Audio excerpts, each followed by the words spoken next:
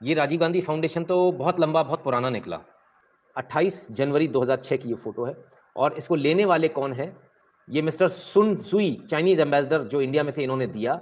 और 10 लाख रुपए का ये चेक था जो राजीव गांधी फाउंडेशन को दिया गया, और mister Manmohan Malhotra, secretary general of Rajiv Gandhi foundation, ने इसको रिसीव किया। ठीक है साहब, ये 2006। अब हम भी कल यही सोच रहे थे 2004 से लेकर 2009 2010 पे ये बात खत्म हो जाएगी, पर ऐसा नहीं हुआ। रवि भदौरिया, ये एबीपी न्यूज में आते हैं और जाना माना चेहरा। Budget speech document from 1991, page 16 para 57, Manmohan Singh gave 100 crore to Rajiv Gandhi foundation. यहां आ जाइए। Government has decided to contribute ₹100 crores to the foundation at the rate of ₹20 crores per annum for a period of 5 years beginning from the current year। 1999 में budget के अंदर से, budget यार, budget समझिए आप, किसी देश के बजट में से किसी प्राइवेट फंड को, किसी प्राइवेट ट्रस्ट को पैसा जाता हुआ मैंने आज तक के इतिहास में किसी देश में नहीं सुना, भारत में भी नहीं सुना। भारत की जनता की गाढ़ी कमाई, खून पसीने की कमाई, जिसे टैक्स देने में आपको कितना मन कचोटता है मैं भी जानता हूं। जब हमें जनवरी से हम लोगों को चिंता होनी शुरू हो जाती है कि मार्च आने वाला है, हम लोग अपना पेट काट के पैसा बचाते हैं। नहीं यार, रहने दो, ईयर एंडिंग आ गया, टैक्स भरना पड़ेगा। होता है ना, आपके साथ भी होता है ना, सबके साथ होता है। हम लोग को अगर कुछ खरीदना भी होता है तो हम लोग अपने घर की जरूरतों को कम करते हैं। नहीं, इस बार टीवी नहीं ले पाएंगे, अभी नया नहीं ले पाएंगे, बदल नहीं पाएंगे, गाड़ी नहीं बदल पाते। नहीं यार, वो 1 अप्रैल को ही होगा, अभी अभी तो चलने दो, अभी पैसा नहीं है, टैक्स भरना है। बहुत सारे लोग गाड़ी बेच देते हैं, टैक्स भर देते हैं, और अगले साल फिर नई गाड़ी लेते हैं। हम सबको पता है टैक्स भरना कितना मुश्किल होता है, क्योंकि बड़ा बड़ा टैक्स स्लैब आता है, 30-30% का टैक्स स्लैब। और वो 30% का टैक्स स्लैब, उस समय तो 40-40% टैक्स स्लैब था साहब 91 में।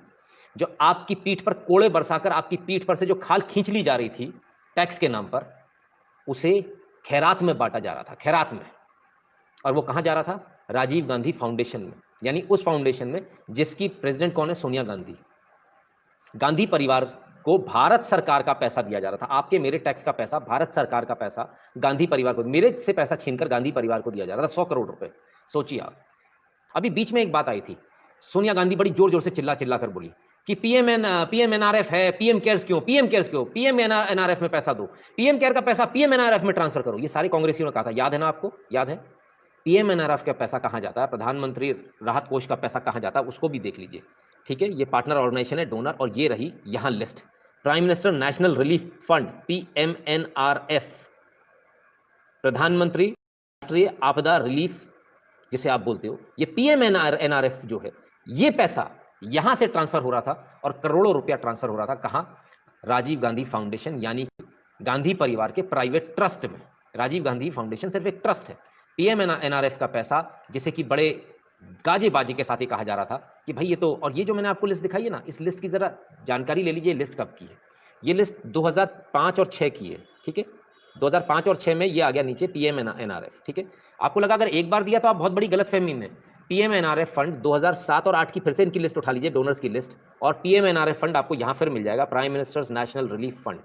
तो ये जो अब आपको समझ में आ रहा है, जो बार बार सोनिया गांधी और पूरी कांग्रेस जो विचलित हो रही थी कि पीएम केयर में पैसा क्यों जाना है, पीएमएनआरएफ में क्यों नहीं जा रहा, क्योंकि पीएमएनआरएफ में पहली बात तो कांग्रेस अध्यक्ष के साइन से ही पैसा ट्रांसफर होगा। ट्रांसफर कहां होगा? राजीव गांधी फाउंडेशन में। यानी पीएमएनआरएफ फंड, जिसमें सरकारी पैसा आता है, जिसमें आपका और हमारा पैसा भी जाता है, हम लोग देते हैं, ठीक है, जिसमें सरकार का पैसा भी होता है, वो पैसा ट्रांसफर कहां हो रहा है? वो ट्रांसफर पैसा हो रहा है प्राइवेट अकाउंट में, ट्रांसफर हो रहा है गांधी परिवार के प्राइवेट अकाउंट में। इसलिए इनको इतना दर्द हो रहा था, तभी ये बार बार चिल्ला रहे थे कि पीएम केयर में पैसा मत दो, पीएम केयर में पैसा मत दो। पैसा कहां दो? पैसा पीएमएनआरएफ में दो। पीएमएनआरएफ में देने से क्या फायदा? वो पूरा पैसा हम धीरे से राजीव गांधी फाउंडेशन में ले आएंगे, और फिर हम उससे ऐश करेंगे, ऐश काटेंगे। ये जो ऐश हो रही है ना, ये ऐश में जो खलल पड़ गया मोदी की वजह से, ये चाय वाला जो आ गया ना तो ये पैसा खाता है, ना ये इधर उधर पैसा ट्रांसफर करता है, और ना ये दूसरों को करने दे रहा। सारी दिक्कत यही है।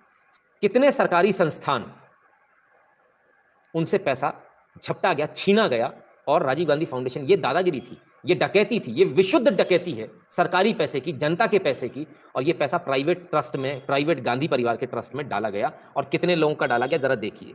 LIC 2005-6 में, ठीक है। मैं आपको इससे और थोड़ा ऊपर, गवर्नमेंट डिपार्टमेंट में किस किसने दिया? Government department. आप एक बात बताइए सर, मैं आपसे सिर्फ एक बात पूछता हूं, आप सभी लोगों से, लोन तो मिलता नहीं है, कभी चवन्नी भी दी सरकार ने आपको? बिजली का बिल भी अगर गलत आ जाए तो उसे सही कराने में ना जूते घिस जाते हैं। सरकार ने कभी आपको चवन्नी दी? कभी नहीं दी, कभी नहीं दी आपको चवन्नी। ये पहली बार हो रहा है जब अभी लॉकडाउन में लोगों के पास पैसा गया। इससे पहले ना तो राशन, कभी आज तक के इतिहास में भारत सरकार ने कभी राशन नहीं दिया मुफ्त में 3-3 महीने का, कभी लोगों के खाते में पैसे नहीं दिए।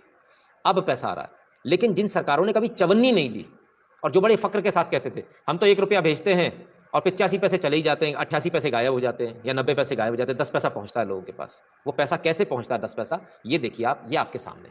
मिनिस्ट्री ऑफ होम अफेयर्स 2005-6, 2006-7, 2007-8, 2008-9 इन्होंने डोनेशन दिया। मैं जान सकता हूं मिनिस्ट्री ऑफ होम अफेयर्स ने क्यों दिया?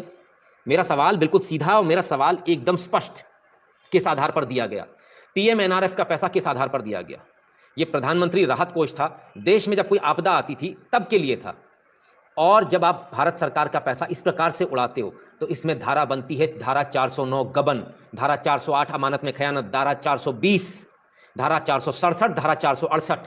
और जितने भी पीएमएनआरएफ में जितने भी ट्रस्टीज हैं, मेरा सीधा सीधा एक ही कहना, इन सबको जेल में डालो, इन्हें जेल में भरो। दूसरी बात, तात्कालीन गृह मंत्री 2005-6, 2006-7, 2007-8, 2008-9 कौन था? ये भारत सरकार का पैसा, तुम्हारे पिताजी का पैसा नहीं था, तुम्हारी अम्मा नहीं लाई थी इटली से। तुमने किस हक से तुमने इसको राजीव गांधी फाउंडेशन में डाल दिया? तात्कालीन गृह मंत्री पर भी धारा 409, 408, 420, 467, 468 के तहत मुकदमा दर्ज होना चाहिए और उसे भी जेल में सड़ाना चाहिए। मैं जितनी धाराएं बोल रहा हूं सब में 7-7 साल की सजा है, अलग अलग इंडिविजुअल। ठीक है, तो जब भारत के गृह मंत्री ने एक प्राइवेट फंड में सरकारी पैसा ट्रांसफर किया तो क्या सोचकर ट्रांसफर किया था? क्या ये सरकारी पैसे पे सरकारी खजाने पर पंजा नहीं मारा गया? प्रधानमंत्री मोदी ने कहा था मैं सरकारी खजाने पर पंजा नहीं पड़ने दूंगा। जरा देखिए, देश का गृह मंत्री पैसा डाल रहा था। Directorate of adult education, ministry of human resource, MHRD 2005-6, 2006-7, 2007-8, 2008-9 इन्होंने भी पैसा दिया।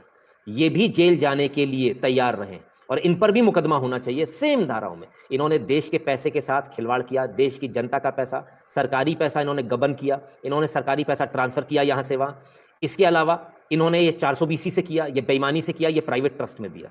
कितने और ट्रस्ट को दिया इन दोनों ने, मैं ये जानना चाहता हूं इसी पीरियड में कितने और ट्रस्ट को दिया, इसकी पूरी जांच होनी चाहिए। Ministry of health and family welfare, फिर वही 5, 6, 6, 7, 7, 8, 8, 9 ministry of family and health and family welfare, भले इनको क्या जरूरत पड़ गई थी भाई देने की?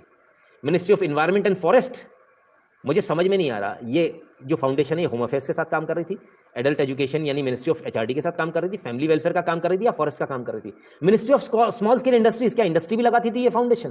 क्या ये इंडस्ट्रीज भी लगाती थी? क्या ये उद्योग खुलवाती थी फाउंडेशन? या फिर ये एजुकेशन देती थी? या फिर ये होम मिनिस्ट्री के अंदर आने वाले काम करती थी? या फैमिली वेलफेयर के काम करती थी? आखिर ये करते क्या थे? या फिर ये फॉरेस्ट डिपार्टमेंट में काम करते थे? नेशनल सेल्फ एम्प्लॉयमेंट मिशन और Sabla, ministry of women's child and development. अरे साहब, कोई डिपार्टमेंट छोड़ा ही नहीं, कोई मिनिस्ट्री छोड़ी ही नहीं, पूरे भारत को लूट खा गए, नोच खा लिया इन्होंने एक फाउंडेशन बनाकर।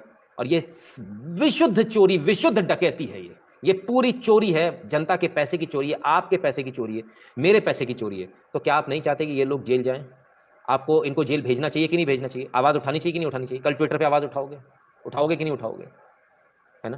तो कल ट्विटर पे आवाज उठाइए और इनको जेल भेजिए। और हिंदी में लिखिएगा, अंग्रेजी में, हमारे घर की बातें बाहर ना जाए, वरना दुनिया और हंसी उड़ाएगी कि इनके ऐसी पॉलिटिकल पार्टी भी पावर में आती है जो सरकार का पैसा ही उड़ा देती है और अपने घर में रख लेते हैं। ये चोर, आप मुझे सिर्फ एक बात का जवाब दीजिए, सिर्फ एक बात का। सर कब तक PIL और ये सब बातें करेंगे सर? मनी रिकवरी तो बिल्कुल सर, ये तो होनी है, इनको जेल भी भेजना है। मुझे सिर्फ एक बात का जवाब चाहिए। बैंक का एक कैशियर होता है, यदि उसका एक नोट भी यदि कम पड़ जाए तो उसे अपनी जेब से मिलाना पड़ता है, और वो एक नोट भी यदि घर ले जाए तो उसे 14 साल तक की जेल होती है। कोई सरकारी कर्मचारी अगर 1 रुपया भी इधर से उधर कर दे तो वो जेल में सड़ता, पूरी जिंदगी उसकी जेल में सड़ती है। यहां कुछ नहीं हो रहा 1991 से अभी तक, और कुछ नहीं हो रहा इनका गांधी परिवार का। क्यों गांधी परिवार? एक सज्जन तो ऐसे हैं, मैंने कल के लाइव में बोला था आपसे, जिन्होंने ये कहा था स्मृति ईरानी की क्या हैसियत सोनिया गांधी के आगे, और IAS हैं साहब। मैं बिल्कुल मानता हूं साहब, आज मैं बिल्कुल मान गया, और मैं तो ऑन रिकॉर्ड कह रहा हूं, इस वीडियो को स्मृति ईरानी तक पहुंचा दीजिएगा। स्मृति ईरानी जी, आपकी हैसियत नहीं है, आपकी औकात नहीं है इनके सामने, आप कभी ऐसी चोरी कर ही नहीं पाओगे। 7 जन्म नहीं 700 जन्म और ले लेना तो भी ऐसी चोरी नहीं कर पाओगे आप, इसलिए आपकी कोई हैसियत नहीं है, इन चोरों में आपकी कोई हैसियत नहीं है।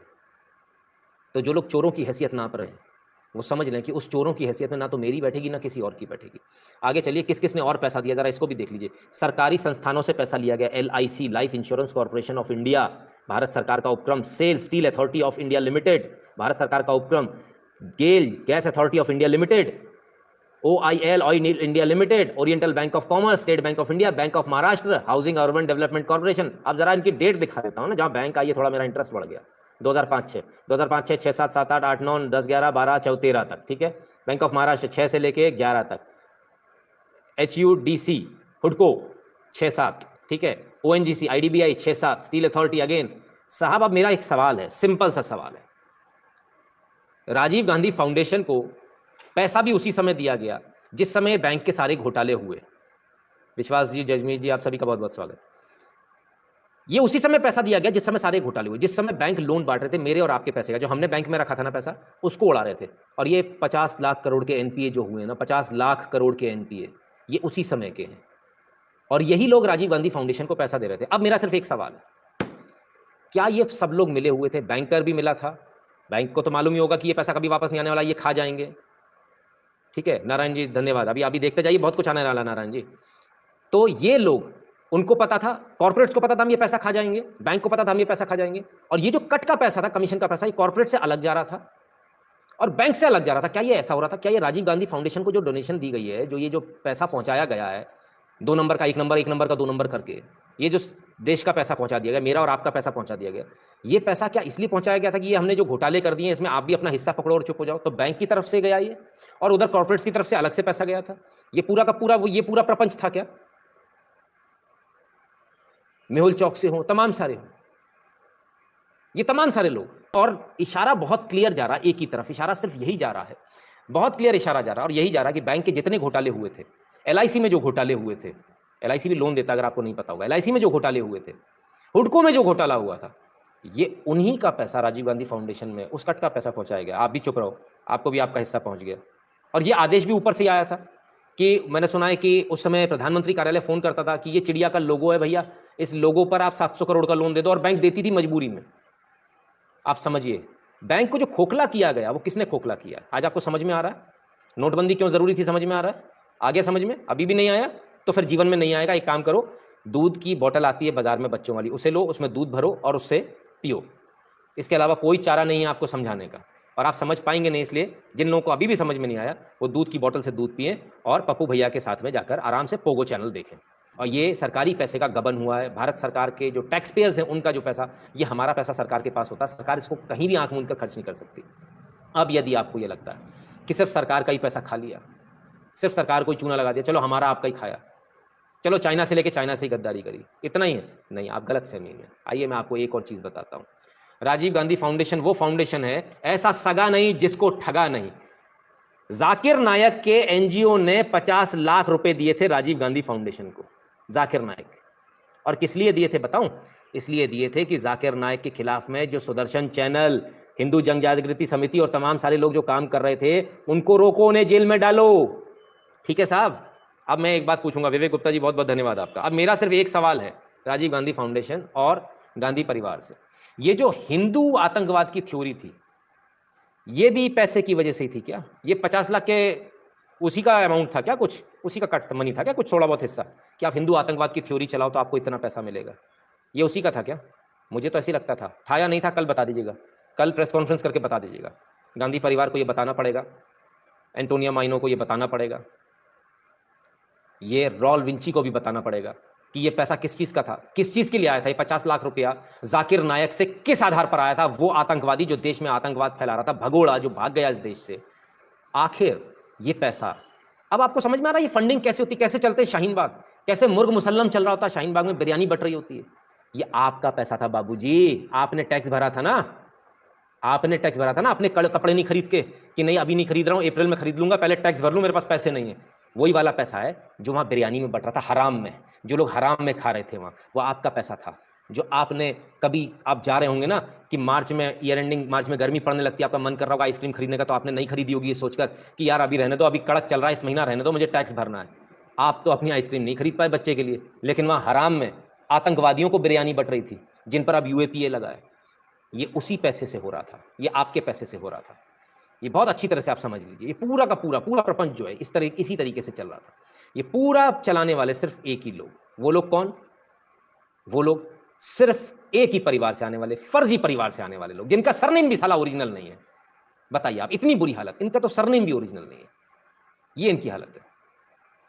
चलिए, अभी आपको लगता है खत्म हो गया? नहीं, अभी नहीं, अभी तो शुरू हुआ, अभी इतनी जल्दी खत्म कैसे हो जाएगा? अब अगर आप बात करें हमने आपसे बोला बैंक से पैसा आया तो बैंक में, जहां से भी पैसा आ रहा है ना राजीव गांधी फाउंडेशन में, वहां घोटाला हो जा रहा है। बैंक से पैसा आया, बैंक में घोटाला हो गया। जाकिर नाइक से पैसा आया, हिंदू आतंकवादी हो गया, भगवा आतंकवाद हो गया। आप समझ रहे हैं? कनेक्शंस को जोड़ना सीखिए भाई, बहुत क्लियर है। बैंक से पैसा आया, 50 लाख करोड़ का एनपीए खड़ा हो गया। जाकिर नाइक से पैसा आया, हिंदू आतंकवादी हो गया, भगवा आतंकवाद हो गया, मैं आतंकवादी हो गया, आप आतंकवादी हो गए। ठीक है, अब चाइना से पैसा आया, तब क्या हुआ उसको नहीं समझोगे? Yes, following donation and MOU signing, Congress was in a hurry to close the regional comprehensive economic partnership deal. Yes, ये वो न्यूज़ है जो आपको समझ में आनी चाहिए। पैसा लिया, चाइना से पैसा आया, इसके बाद चाइना के साथ में एग्रीमेंट हुआ, पार्टी टू पार्टी एग्रीमेंट हुआ, और इसके बाद रीजनल कॉम्प्रिहेंसिव यानी free trade agreement FTA deal close करने की जल्दी में थी कांग्रेस। तुरंत उन्होंने कहा यार ये पैसा आ गया, जल्दी से निपटाओ, पैसा आ चुका है, एडवांस आ गया, काम निपटाओ तो बाकी पूरा पैसा आ जाएगा। अब इससे क्या नुकसान होने वाला था ये आप देखिए जरा, इसको मैं Negotiations on RCEP began and the UPA signed this file in 2011, nearly 5 years ahead of the deadline. अब ये चाइना के साथ में 5 साल पहले, मतलब जो एग्रीमेंट होना है, जिसको इंप्लीमेंट होना 5 साल बाद, 5 साल पहले इतनी जल्दी पड़ गई, 5 साल पहले ही उस एग्रीमेंट को क्लोज करना और उस पर काम अमल शुरू करना। इस अमल में क्या था? रीजनल कॉम्प्रिहेंसिव ट्रीटी में क्या था, यानी फ्री ट्रेड एग्रीमेंट में क्या था? इसमें यह था कि हम और आप बाधा रहित फ्री ट्रेड करेंगे, ये जो डेफिसिट वेफिसिट है ये कुछ नहीं देखेंगे, जिसको जितना माल जहां पेलना पेलो। और हुआ भी यही। इसके बाद आप जो कहते हो ना चाइना का माल सस्ता इसलिए आ गया, नहीं साहब, चाइना का माल सस्ता नहीं है। 55 रुपए का N95 मास्क तो आप बना रहे हो, लेकिन आपके यहाँ की फैक्ट्रियों को बंद किया गया साजिश के तहत। क्या साजिश थी? कि चाइना का माल यहां डंप किया गया, चाइना के माल पर सब्सिडीज दी गई, जो मैंने बताया था ना 30 लाख करोड़ का घोटाला। अब तो एनपीए उसका भी बाप आ गया, 50 लाख करोड़ का घोटाला। तो 30 लाख करोड़ का जो घोटाला था, वो घोटाला था जिसकी मैं बात कर रहा था, वो यही घोटाला था। मुझे नहीं पता था उस समय ये डिस्कशन करते समय, या उस समय जब मेरे पास में तमाम सारे सबूत आए थे कि इसके पीछे इतना घटिया काम हो सकता है कि कोई आदमी चंद सिक्कों की वजह से देश को बेच देगा। मुझे इसका बिल्कुल अंदाजा नहीं था, लेकिन आज जब मैं देखता हूं, पीछे पलट कर देखता हूं, वो 4 साल पुराना, अगर 3 साल 4 साल पुराना अगर अपना लाइव देखता हूं, तब मुझे एहसास होता है कि मुझे तो उस समय कुछ पता ही नहीं था। मैं तो सिर्फ ये सोच रहा था कि सब्सिडी घोटाला है। लेकिन ये सब्सिडी क्यों दी जा रही थी? सब्सिडी इसलिए दी जा रही थी क्योंकि यहां से चाइना से पैसा आ रहा था राजीव गांधी फाउंडेशन में, देश को बर्बाद करने के लिए पैसा आ रहा था राजीव गांधी फाउंडेशन में, और देश बर्बाद किया जा रहा था। कैसे बर्बाद किया जा रहा था मैं ये भी आपको समझाऊंगा, आप इसको भी समझिए। बर्बाद ऐसे किया जा रहा था कि कॉमर्स मिनिस्टर थे कमलनाथ, और कमलनाथ ने कई सारी आयात ड्यूटीज, जिसे इंपोर्ट ड्यूटी जिसे कहते हैं, कई सारी इंपोर्ट ड्यूटीज को घटा दिया था। सिर्फ इतना नहीं, इंपोर्ट ड्यूटी थी बैम्बू पर 30%, कमलनाथ जी ने घटाकर उसे 10% कर दिया था। और यह वो कदम था जिससे भारत की बैम्बू इंडस्ट्री खत्म हो गई थी रातों रात। खत्म हो गए थे बैम्बू का काम करने वाले लोग, बर्बाद हो गए थे, खत्म हो गए थे, रातों रात बर्बाद हो गए थे। आप समझ सकते हैं, पूरी बैम्बू इंडस्ट्री को एक रात में खत्म किया था, 30% से 10% लाकर इंपोर्ट ड्यूटी को। क्यों किया था? क्या कमलनाथ जी आज इसका जवाब देंगे? ये सारे मिनिस्टर्स जो उस समय थे, जिन्होंने ये काम किए, जिन्होंने सब्सिडीज दिए, क्या इनको जेल नहीं होनी चाहिए? जेल में बहुत कम बोल रहा हूं, इन्हें फांसी होनी चाहिए, फांसी। तो ये भी नहीं देख रहा था कि भारत का व्यापारी मरता जा रहा है, भारत का व्यापार खत्म होता चला जा रहा है, भारत पूरी तरह से बर्बाद होने की कगार पर आ गया। मैंने आपको कास्टिंग इंडस्ट्रीज भी बताई थी, 29 में से 27 बंद हो गई थी, 2 बची थी। बैम्बू इंडस्ट्री रातों रात खत्म हो गई, जिसे मोदी जी ने भी दोबारा खड़ा किया बैम्बू इंडस्ट्री को। तमाम सारी ऐसी इंडस्ट्रीज थी जो रातों रात खत्म हो गई। केमिकल प्लांट्स जो भारत में थे, केमिकल्स पर से ड्यूटी कम कर दी गई, वो रातों रात कबाड़ में बिक गए, कबाड़ में बेचारे सर्वाइव ही नहीं कर पाए। हजारों ऐसे प्लांट्स थे साहब, हजारों फैक्ट्रियां थी जो बर्बाद हो गई, बंद हो गई। आज वो लोग जो बर्बाद हो गए हैं, वो अगर इस लाइव को देख रहे हो तो सर मैं आपकी पीड़ा समझ सकता हूं। मैं समझ सकता हूं कि बर्बाद होने के बाद कैसा लगता है। मैं समझ सकता हूं सरकार की एक नीति की वजह से सब कुछ बर्बाद हो जाना और परिवार सड़क पर आ जाना। जो कभी अच्छे घरों में, अच्छी कारों में घूमते हो, फैक्ट्री चलाते थे, जो 500-500 लोगों को रोजगार देते थे, वो जब सड़क पर आ जाए और नौकरी करें। मैं ऐसे कई लोगों को जानता हूं साहब, जिनकी फैक्ट्रियां थी, जो आज नौकरी कर रहे हैं, जिनके बच्चे, ऐसे बहुत लोगों को जानता हूं। उनका दोषी अगर कोई है तो वो सिर्फ यही परिवार है। उनका दोषी अगर कोई है तो राजीव गांधी फाउंडेशन है। उनका दोषी अगर कोई है तो वो कांग्रेस पार्टी है। आपने आखिर ऐसी बेहूदगी इस देश के साथ क्यों खेली? आपने आखिर इंपोर्ट ड्यूटीज कम क्यों करी? क्यों नहीं देश के अंदर पनपने दिया? क्यों नहीं पनपने दी? पीपी इंडस्ट्री, मास्क इंडस्ट्री, झालर की इंडस्ट्री, ये सब क्यों नहीं पनपने दिया आपने? एलईडी इंडस्ट्री, ये सब कुछ बाद में क्यों हुआ? आपके जमाने में एक भी मोबाइल फोन की इंडस्ट्री क्यों नहीं लगी थी? मोदी के आने के बाद आज 270 से ज्यादा इंडस्ट्रीज क्यों लगी हैं? हमारी तो छोड़ दीजिए, विदेशी भी आके आप भारत में लगा रहे हैं, उससे भी हमें ही इनकम होनी है, इस देश को इनकम होनी है, किसी और को नहीं होने वाली। तब जब पीएमएनआरएफ फंड में पैसा जाता था, तब वो पैसा पीएमएनआरएफ से, यानी आपदा राहत कोष, नाम ही सुन लीजिए, है ना, उससे पैसा कहां जाता था? राजीव गांधी फाउंडेशन में। आज पीएम केयर का पैसा कहां जाता है? वेंटिलेटर्स आपके लिए भेजने में, कि आपकी जान बच जाए, आपके जो बुजुर्ग हैं यदि उनको सांस लेने में दिक्कत हो रही है तो वो सांस ले पाए। ये तो भला होगी सरकार बदल गई, नहीं तो शायद हम लोग नौकरी, ये चाहते थे कि ये देश दोबारा गुलाम हो जाए। ये क्या चाहते थे देखिए मैं बताऊं, इनका पर्पस ये था सब कुछ चाइना के पास चला जाए, सब कुछ इंपोर्ट हो चाइना से, यहां के लोग सिर्फ गुलामी करें, दोबारा से ईस्ट इंडिया कंपनी की तरह गुलाम हो जाए, इस बार चाइना के हो जाए।